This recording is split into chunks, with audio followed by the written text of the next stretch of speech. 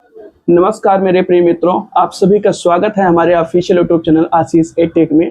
आज मेरे साथ है उत्तरा द्विवेदी जी, जिन्होंने 10वीं एवं 12वीं की परीक्षा हाल ही में पास किया है। तो मैं उन विद्यार्थियों के लिए यहाँ पे आया हूँ जो अभी 10वीं एवं 12वीं का एग्जाम दे रहे हैं। दोस्तों, आप लोगों की परेशानी को हम समझते हैं, आपके स्ट्रेस को हम समझते हैं, आपकी समय की घबराहट को समझते हैं। इसीलिए हम ऐसे स्टूडेंट के साथ आए हैं जिन्होंने इन सबको अच्छे से झेला है।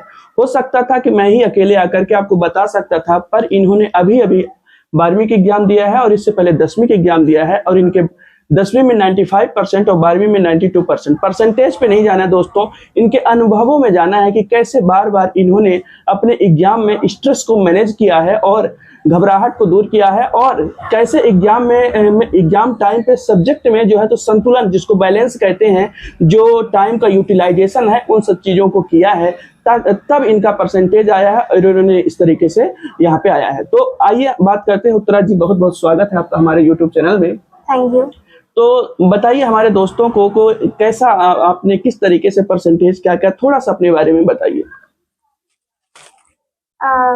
जैसा अभी कुछ दिनों में एग्जाम होने वाले हैं, तो मैं मानती हूँ कई सारे लोगों को स्ट्रेस होगा, बट हम स्ट्रेस करके कई सारी चीज़ें खराब ही करते हैं जी। तो हमें धैर्य रखना है और पढ़ाई करनी है। हम कई सारी चीज़ें कर सकते हैं, जैसे कि हमें अपना डे प्लान करके रखना है कि किस टाइम पे क्या पढ़ना है जी। और जैसे कि हमें कई सारी चीज़ें भूल जाती हैं ये स्ट्रेस करने से, तो हमें ऐसा करना है कि हम सुबह ये पढ़ेंगे, शाम को ये पढ़ेंगे, दोपहर पे ये पढ़ेंगे और रिवीजन करते रहना है हमें। बिल्कुल बिल्कुल उत्तरा जी, इन्होंने समझाने की कोशिश की है। देखिए, इनका कहना यही है कि आप जो है तो स्ट्रेस लेकर के कुछ हासिल नहीं कर पाएंगे, आप सिर्फ अपना समय और अपना परिणाम बिगाड़ेंगे। क्योंकि 10वीं और 12वीं में बहुत ज़्यादा प्रेशर होता है, माता पिता का भी होता है, सोशल भी होता है, और आगे के एग्जाम के लिए तैयारी के लिए भी होता है, करियर के वजह से भी तो हम परेशान हो जाते हैं। तो हमें परेशान नहीं होना है। तो ये बताइए कि आपने किस तरीके से अपनी पढ़ाई की, शुरुआती पढ़ाई किस तरीके से की कि 10वीं में भी आपने 95% और 12वीं में भी 92% लाए? किस तरीके से? हमारे दोस्त तो, हमारे स्टूडेंट जो है तो बहुत पढ़ाई करते हैं, लेकिन उनके कुछ कम हो जाते हैं। तो क्या आपकी प्लानिंग रही, वो थोड़ी सी बताइए। पहले तो मैंने NCERTs करी थी, बट अभी टाइम नहीं है, तो हमें ऐसा करना है कि ज़्यादा से ज़्यादा सिलेबस कैसे कवर कर सकते हैं। तो हमें PYQs पे रिलाई करना है कि जो ज़्यादातर क्वेश्चंस रिपीट हुए हैं, ऐसा नहीं होता है कि ज़्यादा डिफ़िकल्ट पेपर आता है, मॉडरेट पेपर आता है, और कुछ क्वेश्चंस होते हैं जो कि रिपीट होते हैं। तो हमें PYQs पे ध्यान देना है और ज़्यादा से ज़्यादा चीज़ें समझने की कोशिश करनी है। ऐसा नहीं है कि हम रटेंगे तो वो भूल जाएगा एट द एंड, तो हमें समझने की कोशिश करनी है और PYQs पे एक सोर्स पे रिलाई करना है। जी बिल्कुल बिल्कुल, बहुत बहुत धन्यवाद। तो हमारे दोस्त कई ऐसे होते हैं जो परिणाम के बारे में ज़्यादा सोचते हैं। गीता में कहा गया है कि कर्म करते रहिए, फल की चिंता मत करिए, पर इसके विपरीत हम हो जाते हैं। हम सिर्फ फल की चिंता करते हैं, कर्म पर अपना रिलाय जो है, भरोसा जो है तो छोड़ देते हैं। तो आप किस तरीके से उस समय अपने आप को मैनेज किए कि आपने सिर्फ अपने प्रोसेस पर ध्यान दिया, रिजल्ट पे नहीं? मुझे भी स्ट्रेस होता था, बट मैंने ऐसे मैनेज किया कि अगर मैं स्ट्रेस लूँगी तो मेरा ही रिजल्ट ख़राब होगा। मेरे हाथ पे क्या है कि मैं अभी पढ़ सकती हूँ, और अगर मैं स्ट्रेस लूँगी ऐसे में टाइम वेस्ट होगा, मेरा रिजल्ट भी ख़राब होगा। तो मैंने पढ़ाई की ज़्यादा रिजल्ट पे ध्यान नहीं दिया, क्योंकि फ्यूचर हमारे हैंड्स पे नहीं होता है, जो होता है तो प्रेजेंट होता है। हम प्रेजेंट में ज़्यादा से ज़्यादा बेस्ट कर सकते हैं। क्या बात है, बहुत बढ़िया।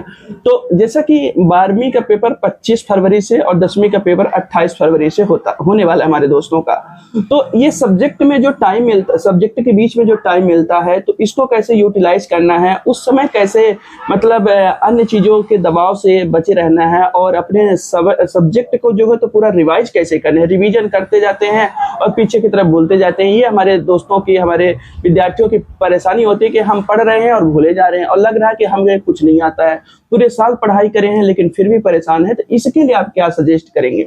ऐसे में हमें घबराना नहीं है, जो भी हमने पढ़ा है उसको अच्छे से रिवाइज करना है, और ज़्यादा न्यू चीज़ें पे ध्यान नहीं देना है कि हमें पूरा कर लेना है। ऐसे में होगा कि हमें जो हमने पहले पढ़ा है वो पूरा भूल जाएगा। तो हमने जो पढ़ा है उस पर ध्यान देना है, उसे रिवाइज करना है, और अच्छे से मीन्स जैसे एग्ज़ाम होने वाला होता है तो उसके पहले हमें जो सेट्स पेपर दिए होते हैं उन्हें सॉल्व करना है, जिससे कि हमें टाइम मैनेजमेंट का ख्याल रहे, यही करना है। जी जी बिल्कुल। तो शॉर्ट में कहें तो इन्होंने जो बताया कि आप प्रीवाईक्यू को सॉल्व करिए, पीवाईक्यू को सॉल्व करिए, ज्यादा सोचिए नहीं, ओवर थिंकिंग से बचिए, लोगों के ज्यादा बहकावे में ना आइए कि ये कर लेना है, वो कर लेना है, सोशल मीडिया में ज्यादा अपने को इन्वॉल्व मत करिए, थोड़ा सा अपने बेसिक्स पे जाइए, जो आपने पढ़ा है आप अपने आत्मविश्वास को बढ़ाइए कि हाँ हम कर लेंगे।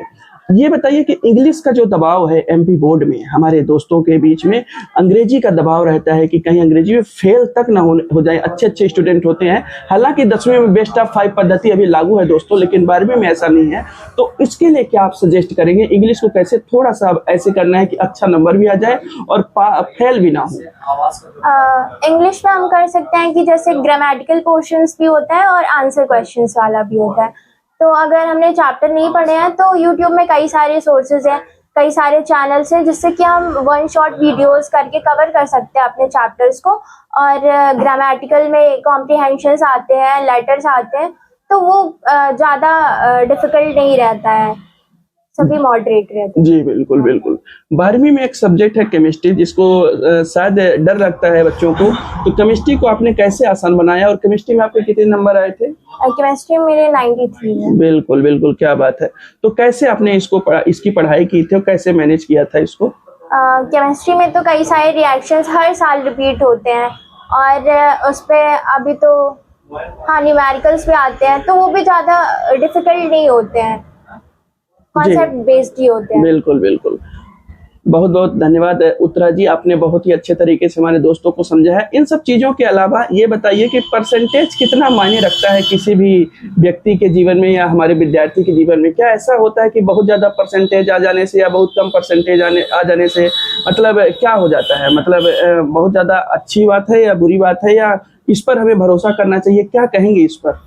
हमें परसेंटेज में ज़्यादा ध्यान नहीं देना चाहिए कि उसको लेके हमें स्ट्रेस नहीं लेना चाहिए। हम ज़्यादा से ज़्यादा अपना बेस्ट कर सकते हैं कि हाँ मेरे को लाना है, जैसे 12th में है कि 75 एवब में 25,000 मिलेंगे, तो हाँ उसका कर सकते हैं, बट ऐसा नहीं कि मेरे को 99 ही लाना है। ऐसे कई सारे बच्चे होते हैं जो कि काफ़ी स्ट्रेस लेते हैं और कई टाइम्स मीन्स उनके नेगेटिव थॉट्स होने लगते हैं, तो ज़्यादा हमें परसेंटेज पे ध्यान नहीं देना, पढ़ाई करनी है। जी दोस्तों, तो इस तरीके से उत्तरा जी ने आप लोगों को बताया कि किस तरीके से 10वीं एवं 12वीं में परीक्षा पे जैसे जैसे मोदी जी करते हम लोग आए हैं आप लोगों की समस्याओं के समाधान के लिए। हालांकि ये पूरी समस्या का समाधान नहीं है, आप समस्या का समाधान खुद अपने लिए ढूंढेंगे, लेकिन यदि थोड़ी भी मदद हो सके तो हम बेहतर ही समझेंगे। यदि ये वीडियो आपको पसंद आता है और इसमें जानकारी अच्छी लगती है और थोड़ी सी मदद होती है तो इस वीडियो को तो पसंद करिएगा ही, लाइक करिएगा। लेकिन यदि आप चाहते हैं कि उत्तरा जी और इस पर बात करें, खुल के बात करें, तो फिर आप कहिएगा, कमेंट करिएगा, तो हम आगे फिर से आएंगे दोस्तों। धन्यवाद।